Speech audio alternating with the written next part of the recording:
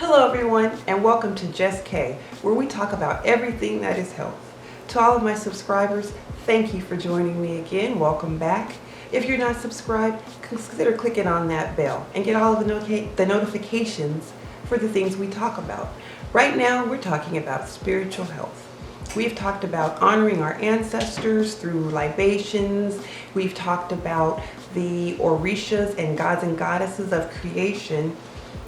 We've talked about the energies that they speak of in these stories. Your ancestors got their information in many different ways, and astrology, astronomy was one of them.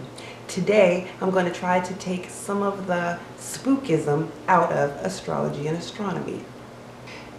Astrology and astronomy are interconnected. Though astrology is considered a pseudoscience, when used incorrectly, it is exactly that, I would say. Astronomy is a branch of science dealing with celestial objects, space, and physical universe as a whole. Astrology is the study of movements and relative positions of celestial bodies, interpreted as having influence on human affairs and the natural world. If you remember in my last video, when we talked about the Egyptian gods and goddesses, they practiced astrology because they felt like it had influence on the universe as well.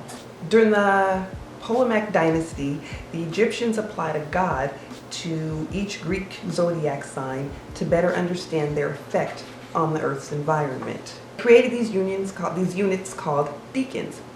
A decan is 36 group of small constellations that rise in order on the horizon every 24 hours. The constellations repeated themselves each period, or about 10 days. These movements could also predict events in the natural environment like floods, famine. A celestial body is a grid system for locating things in the sky anchored to celestial bodies directly above, which is called a cessation, and below, which is called a declination, the Earth's equator. I want to make a sidebar and remind everyone that planets started out as stars. A star is a ball of gas that generates an enormous amount of energy, including light, from nuclear fusion in its dense core, like the sun. When you hear the word nebula, a nebula is a bright cloud or glowing gas that's lit up by the stars inside or close to them. They're only visible because they block light from the stars behind them. Now, I will remind you, we're working with gases here. In astrology, planets are divided into two classes. Personal planets, those are fast moving and take only a short time to travel the zodiac cycle.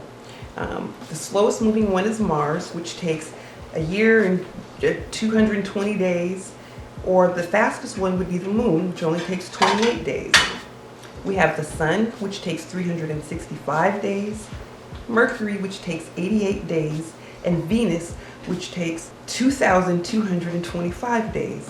The importance of this is, remember where I said that these energies that these gases produce have an influence on the natural environment. The quickly shifting planets are said to release their energies differently in each individual. Now, a collective planet is slow moving planets that take from 12 to 249 years to travel the zodiac, staying in each planet for several years.